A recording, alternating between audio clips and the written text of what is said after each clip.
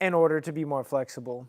It is your mindset. If you are strong enough in your mind, you can just let your legs keep sliding out. This is the farthest that I've ever gone in a split. But if I just believe hard enough, you can just keep pushing and boom, now you have your split. No, obviously that's a joke. It's just consistency. The number one thing you got to do in order to be more flexible is stretch a lot. It took me a very long time to get better at flexibility and be able to get my split. So yeah, you pretty much just have to do it a lot. So I'm doing a live stream because I'm stretching right now, and if anyone wants to join me, maybe you got some nice soft carpet at your house, or you're out in public and there's a nice grass field you can stretch in. I don't know where you guys are, but do some stretching with me if you want. Here we go. We're gonna start with a nice basic straddle. So if you want to join me in stretching today, go ahead and sit on your bottom, pull your legs as far apart as you can. What I like to do is kind of like push myself up and then like kind of put some weight on my heels so they go out just a little further even. And then I just like to start by reaching to one side, out like this. Now, when you're stretching like this and you're just reaching out, don't just relax and sit straight up like this. You're trying to actually stretch your hamstring by leaning into it, and the straighter your back is while you lean into it, the more you're gonna feel that stretch. And then if you wanna feel a nice side stretch while you're doing this as well, you can actually reach up over the top of your head like this, and then pull your chest kind of forward like this. And you'll feel a lot bigger stretch in your side if you wanna stretch that as well as your hamstring while you're doing this. And then you can just simply switch sides so that you're nice and even. Now, I've worked with a lot of gymnasts before, and I know that people get super particular about like making sure that your kneecap's not like tilted forward like this and that your knees are pointed towards the ceiling. I'm not usually super picky about form, like pointing my toes or anything like that, but you definitely in this stretch want to have your knees kind of more pointed towards the ceiling and not kind of rolled inwards. You want to really kind of externally rotate those legs as you're doing this. After reaching to both sides, the next stretch I like to do is kind of, first of all, since you've been sitting there for a while, typically if you kind of do that thing I was saying where you lift up and push into your legs, you can get your legs just a little further since you've already been sitting in it for a while.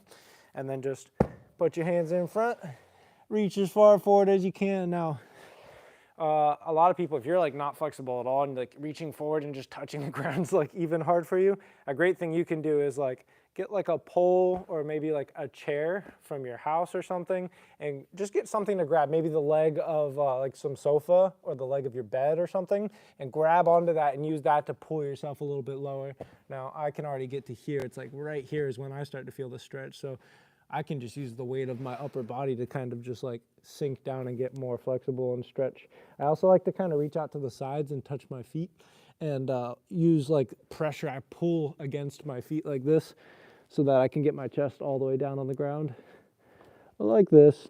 This is called a pancake stretch. I really like this stretch. All right, after that stretch, I typically go to I think this one's called like Pigeon stretch or something like that. I don't actually know the name of this one, but let me explain how to do it. You want your leg at a 90 degree, this leg at a 90 degree, and then a lot of people just chill here, but if you're leaning over your knee like this, you're probably not actually gonna feel the stretch at all. You wanna be leaning over your foot, so you wanna take your chest and get it over here, kind of like use your elbow to kind of push away from your knee and try to get your chest towards your foot, and then you'll feel it. Now this stretch, I actually don't know the name of this muscle, but this is stretching like up the side right here, and it's a great stretch. I really enjoy it. It feels nice, but you really got to lean into your foot and not to your knee so that you actually feel the stretch when you're doing this. Yeah, just make sure you hit this both sides. Besides that, this stretch is a nice one, and I believe it's one of the ones that help you get better at a few different things, like being able to like cross your legs over each other, which a lot of people call lotus, and I cannot do that, and I want to get better at that. So I'm trying to do add a few more stretches like this into my routine so that I can eventually get that. But with how much I like sit and edit and stuff like that, I'm usually sitting more in like this kind of position. But yeah, one day I really want to do a lotus where when I was a kid, I used to be able to do it, where you put this foot on top of here and then you take your other foot and you put it on top of there. But I just can't do that. Ever since I became an older person, I just lost the ability. And I'd love to regain it, but I just haven't taken the time to do that. One more stretch that really helps you be able to do that thing I can't do, so I'm gonna do it right now, is putting your leg over like this and then pulling your knee in towards you like this. I'll kind of turn so you can see it better. Like this. So you're crossing it over, you're reaching through the hole that your leg is making, and then you're pulling your knee in towards you. And this is like a really similar stretch to the last one that I just showed you, but like in the last one, you'll feel it all the way up your leg, whereas this one's like almost like lower in the butt and almost like in the back a little bit as well. So it is a little bit different. It's good to do both of those stretches. Oh, and after you hold that for a little bit, you're gonna switch on over. I just had a really long training session here in the gym. That's why I'm here at Motive School of Movement right now. I own this gym and it's after hours right now, so no one else is currently here. But I just finished filming a video that you guys will eventually see on Shorts if you follow me. And I was pretty stoked on that. But I'm pretty sore right now, so I needed to stretch anyway. I figured I'd live stream it. Show you guys my stretching routine. All right.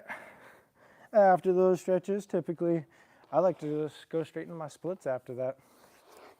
I do a lot of leg intensive stretches because parkour, you use your legs a lot unless you're doing a lot of bars on that day. For split, make sure you just put your knee and your foot on the ground behind you like this. Make sure that it's not turned sideways so that your foot's not like this. It's not the side of your knee on the ground, but it's the top, like that. And then I like to wear socks when I stretch for all stretches, and especially for splits, because I can just put my weight on my heel and just let that leg slide forward as far as I can. Now for a lot of people, you know, up here is like already you feel the stretch, but I've done this stretch a lot because I had the goal to get splits for a long time. So now I can do the splits. It still is like not easy for me to do. Like I can feel the stretch pretty good right now when I'm in this position. And there was one period of time where I actually trained my splits so much that I could like do a tiny over split, which means I would put this foot up on like a 3-inch block and then go all the way down, and it would like stretch past 180. But I have not been as consistent as I used to be, so therefore I don't have that anymore. I hope some of you guys that are watching live or watching this after the fact when this is posted as a regular video on my channel are actually stretching with me and not just watching. It's cool if you're also just watching, but you know, using it as some ASMR or whatever you want to do with it, but you guys should stretch. It's good for you. All right, switching to the other side. Oh, I'm feeling a little bit less. The other side hurts a little bit more right now. Main thing to keep in mind when doing your splits is you want to keep that knee pointed up. Your whole leg should be like pointed up. You don't want to be leaning to the side like this or leaning way to the side like this where you're kind of not having the weight. You should mostly feel it like in your hamstring or in this this quad right here as you're going down into it. I feel it mostly in my hamstring right here when I'm stretching. Right now, at least I do. But yeah, sometimes rocking side to side kind of helps me a little bit, kind of loosens, like it, you know, if you're just sitting on top of this like hamstring stretch right here, it just starts to hurt a lot. Sometimes rocking side to side gives me a little bit of relief for a second and then I can hold it again. I don't hold my stretches for too long. It's usually like 30 seconds or so. I don't try to hold it for a super long time. The more important thing about stretching is just consistency. When you're stretching, stretching like at least once a day is great if you want to see progress for at least 30 seconds on each stretch. And even more important than that would be, I'm going to get in the middle split while I'm talking. Next one is middle split, so just leg straight out to the side, which is different than straddle. Straddle is sitting down and getting your legs as far apart as possible. Middle split is starting like this and letting your legs slide out. But yeah, most important thing about stretching is definitely consistency, and not consistency where, you know, you can't really make it up. Like if you do it once a week, but you stretch and hold each stretch for like 3 minutes at a time, that's not going to be as good as stretching every single day for just like 30 seconds instead. And for me personally, everyone's different. Everyone has different genetics. When you guys are stretching, it'll be different for everyone. But for me personally, I don't see progress, or at least a lot of progress, unless I'm stretching 2 times a day. If I stretch once a day, I maintain, and I might eventually over time gain a little bit. But if I want to see progress and actually like be able to go down further and get more flexible, twice a day is what I found works for me. Everyone's different, but you know, experiment that with yourself. I'd say once a day is probably for most people if you want to see any progress, and twice a day is really good. But that's mostly for my case. All right, I'm here alone and I just heard a noise. Sometimes the gym makes some noises when I'm alone, and it's scary. I don't think anyone's here unless someone just knocked on the window. Anywho, you guys might be witnessing a murder today. Someone about to sneak in here. I'm gonna tilt this down a little so you can see better. All right, let's see. I did all my splits. Next, I guess I can do ankles next. So ankles, I kind of just like to squat on them like this and put all the pressure in that Achilles right here. And I just like to hang out in a squat like this and kind of like rock back and forward. And that usually helps. You can also, for Achilles, you can also like put your foot up against a wall and do that. But I like this one because eventually I want to be able to do a full squat. I have to, in order to full squat like this where my butt's like all the way down, I have to do it with my legs far apart. And if I do it with my legs like together, I can't quite hold that, and I'd like to eventually be able to do that. So that's why I'm doing this stretch, where I'm trying to stretch out my Achilles more and putting pressure on that, because eventually I would like to get a better squat. And the reason that a better squat is helpful for me for parkour stuff is because the further you can squat, you can very, very slightly land some things a little bit better. For example, if you are swinging from a bar up onto a wall, and that wall is really high, like at your maximum height, if you swing up onto it and you're able to squat a little bit deeper, you can land and save that landing a little bit better than if you're not as flexible. So being flexible is helpful for a bunch of reasons, but that's one of them. All right, next one, I'll stretch my wrist. So I'm gonna just put my hands out like this. Actually, I'm gonna go this way. I'm gonna turn them like this and lean back. I guess I'll show this angle so you'll see it a little bit better. So if you just keep your arms straight, lean back like this, it's a really great one. And the next wrist stretch that I'm about to show you is probably my favorite wrist stretch. It's one that a breakdancer showed me. And ever since I learned it, I thought it was the coolest wrist stretch. And I just love showing it to other people because it's really neat the way that it works. All right, so the next wrist stretch is putting your arms all the way down like this, your fists come together. And what you want to do is keep your fist tight. If you open up your hands like this, you're not going to feel the stretch anymore. You have to keep tight fist, which is why this one is really interesting. So you keep your wrist and the whole back of your arm on the ground, and then you just lift your elbows up. And if you're keeping tight fist, you'll really feel the stretch in the back of your wrist. If you guys are watching right now, highly suggest trying this if you're not already stretching with me. This one's really cool because as soon as you let those fists open, it's like, oh, you don't even feel the stretch anymore. Like you really have to keep your fists closed. And it's interesting because like you get to this point where you're not, like your elbows aren't straight yet and you're just here and it doesn't look like you're doing anything. Like for you guys watching me right now, you're probably, if you're not doing the stretch with me, you're probably like, that doesn't look like he's doing anything right now. But it's amazing. It actually really does stretch really well, and it stretches like the back side of your wrist right there, so I really enjoy that. All right, I hate to say it, but I think the next stretch I'm going to do is bridge. Oh, I hate bridges. There was a short period of time in my life where I actually enjoyed bridges, and it's because I was consistent with them. The first few times you do any stretch, it's way more painful than when you're consistent with it. When you're actually consistent with stretches, they don't hurt nearly as much. And I'm just so inconsistent with stretching my bridge. So it is hard to breathe when I do it. So I'm probably not actually gonna talk at all while I do this one because it'll sound like this if I'm trying to talk while doing it. So here we go. We'll have like 10 seconds of like silence while I'm in pain. Oh, okay, I can do it.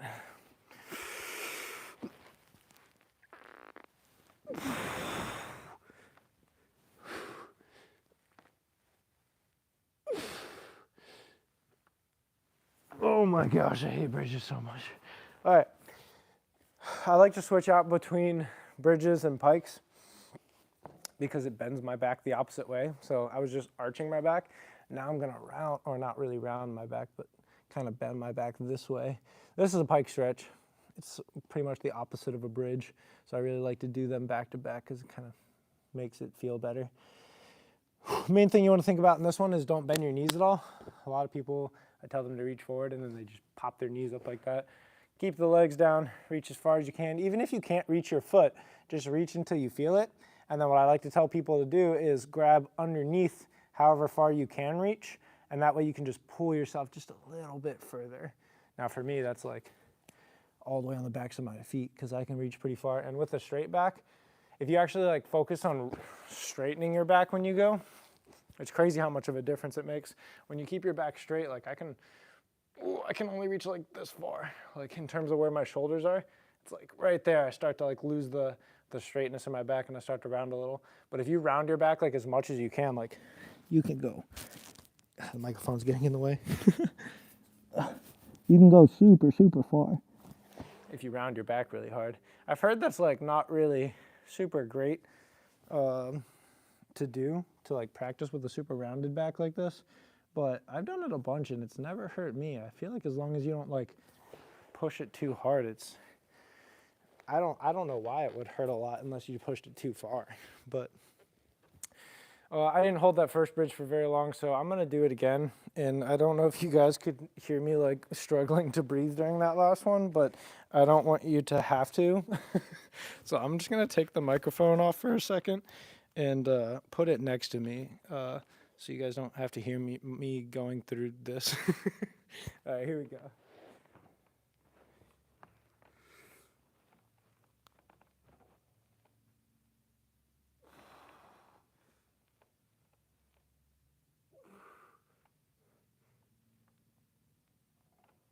Oh my gosh, okay. I need to start doing those way more consistently. I used to have them so much better. I used to be able to do like a back bend kick over like really easily when I used to do those consistently. And now I don't, so I lost it. But I'm gonna get it back. I'll start doing them again. Next stretch I typically do is butterfly stretch, which is put your feet together, slide them in close. There's actually two different ways that I teach butterfly stretches. I'll show you this one and then I'll show you the next one. Put your feet together, pull them in close, and then you don't want to like flap your wings or do whatever that is that people do for some reason. Put your hands like underneath your feet so you have a good grip on them, and then actively push your elbows into your legs so that they go down towards the ground like this. And then you'll actually feel the stretch all up in the side of your groin and leg. I don't ever really focus on whether I have a rounded back or not when I do this stretch, but I feel like it doesn't matter as much because it's not really, it doesn't feel like it matters too much. It's typically better not to have a rounded back during any of the stretches and things you do unless it's a stretch where you have to round your back. But yeah, I don't really focus on it normally. All right. I'm going to show you guys one or maybe a few more stretches, but this next one is super important if you have knee issues. So for me, you can see my knee is really weird looking, and that's because there's several of them on one knee. This little extra bump is called Osgood-Slaughter. It's a disease I got, or I don't know if it's a disease. It's a thing that happened to me when I was a teenager growing up, where like an extra bone thing develops here, and it hurt a lot when I was a teenager growing up. When I like trained, do anything, if something hit it, it would hurt a ton. And it wasn't until I was like 22 where it stopped hurting, and now it's just a bone and it doesn't bother me at all, thankfully. But that used to suck when I was doing anything.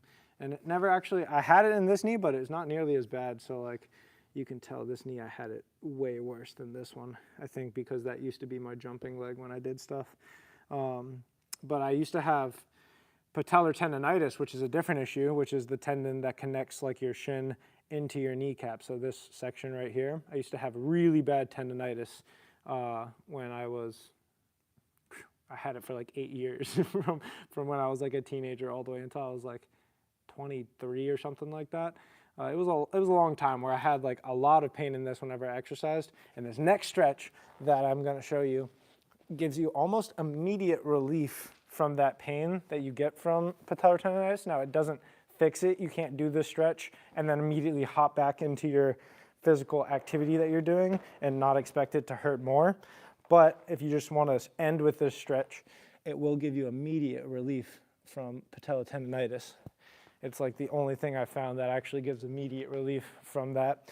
Essentially, you just want like a wall or a couch, something that's vertical and padded. And this one's actually called the couch stretch. So it's, you know, people do it on a couch. But you take your knee and you put it on the ground and your foot's up against it. And then you take your other leg, you swing it out in front. And for a lot of people, if you have like patellar tendonitis, like me, just sitting in this position already is painful. But if that's not already painful, or if you don't feel the stretch just in this position already, then it's a good idea to not only push this hip towards this foot like this, but you also want to take the leg that's up against the wall and you want to flex that butt cheek. And that flexing of it is going to immediately make it way more intense, and it'll make it to where you're actually stretching. So this is an insanely helpful stretch if you have patellar tendonitis, and I highly recommend it for immediate relief from the pain that you get from it, as well as for the whole recovery process. It's just a really helpful thing to do. I did this stretch a lot when I was recovering from my patellar tendonitis. I don't really have too many issues with patellar tendonitis anymore because I take a lot better care of my body than I used to. The reason that I got patellar tendonitis is because when I was a teenager, I was super addicted to parkour. I still am, but I'm less addicted than I used to be, I suppose, to the point where I would do it like several hours every day, like a minimum of 3 hours every single day. Like I couldn't help but do parkour every day because I enjoyed it so much. And because of that, my knees took tremendous amounts of impact, and I was constantly jumping off of them, trying to learn new things. And because of that, and I never took any rest days, like literally no rest days, like every single day of the week and every single day of the weekend, I would train so hard and my knees would hurt so much, and I just wouldn't stop because I enjoyed it so much. And yeah, I take more rest days now, and I take a lot better care of my body, and because of that, my patellar tendonitis went away, along with a bunch of other things like physical therapy and these stretches and stuff like that. Yeah, my patellar tendonitis eventually went away, but it was really bad for a long time because I just refused to take the time to take care of my body and let myself rest.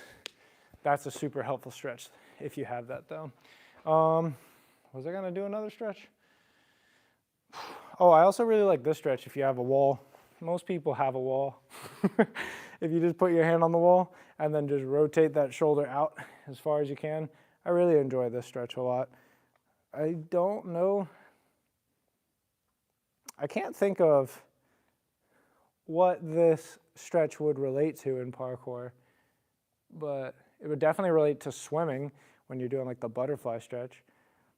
There's definitely a few moments in parkour where having more flexibility that way would help, but I don't know. Stretching in general just feels good to me and makes me feel a whole lot, not necessarily less sore, but like in less pain if I do it after I stretch. So I really enjoy stretching.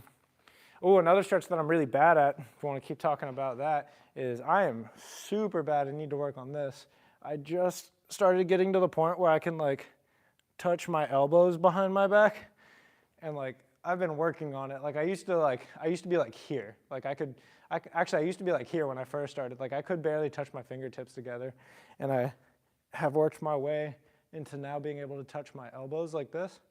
But there's this one stretch that my wife can do and a couple other people I know that can do where you like put your hands, oh, I can almost do it now. Oh, I'm close.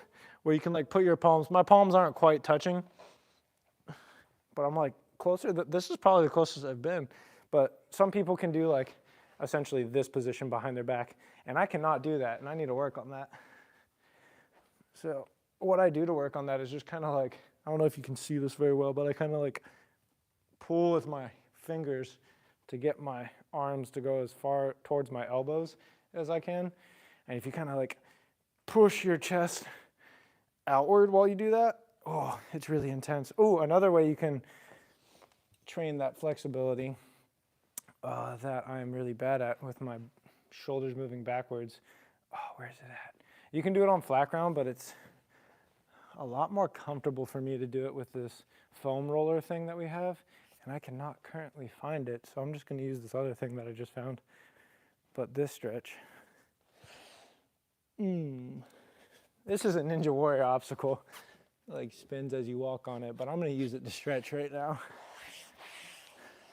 But if you put your arms as close as you can behind your back and then just kind of roll it back like that, I'm going to scoop my butt forward more so that I feel the stretch even more. Oh, there we go. Yep. Oh my gosh. This is a stretch I need to work on more. And this stretch, I really should be better about doing this stretch, because this definitely directly relates to a lot of parkour moves, because in parkour, there's a vault that is commonly used called a dash vault, where you jump over and you pretty much put your arms in this position, not quite this extreme, but you put your arms in this position and vault over it. And if you're trying to do really cool, hard tricks out of it, like a dash straight into a front flip, the more flexibility you have here, and the higher you can get your hips to like kick forward, the better your front flip will be. So that's one that I neglect too much, and I need to do that stretch more often. You can also just do that on flat ground. So like, if you don't have a big spinny rolly thing, you can just do it on flat ground by just moving your butt forward like this as well. But it is a little more comfortable on a thing that rolls, so I enjoy doing it on that. All right, those are all the stretches I typically do. And I even showed a few extra that I don't typically do. So yeah, that's all for stretching. If you guys have any questions, for any of you that are live, ask me now and I may answer. But I'm actually about to hop straight onto another live where I show you guys. I'm gonna do a couple Ninja Warrior training things before I hop off and actually, or not hop off, but go home. Everyone is in the live spamming that they want me to backflip right now. So I'm gonna do one backflip, and then I'm gonna end this live and start a new one where I work on some Ninja Warrior stuff that I'll be excited to tell you guys about. All right, geez, everyone is commenting that they want me to backflip. You guys have definitely seen me do like a million backflips if you watched any of my videos. You could ask for a way harder trick, but you know, a backflip's a classic, I understand. I'm gonna take my mic off so it doesn't fly off. All right, I'm gonna hit a really clean backflip for you guys. All right, here we go. All right. And that was a backflip. Thanks for joining me in my stretching. All right. Till next time, well, until like literally 3 minutes from now, I'm about to do another video on some Ninja Warrior stuff. See you guys in a minute if you're on the live. If you just were joining me for the stretching, thanks for stretching. You're now more flexible. Good job.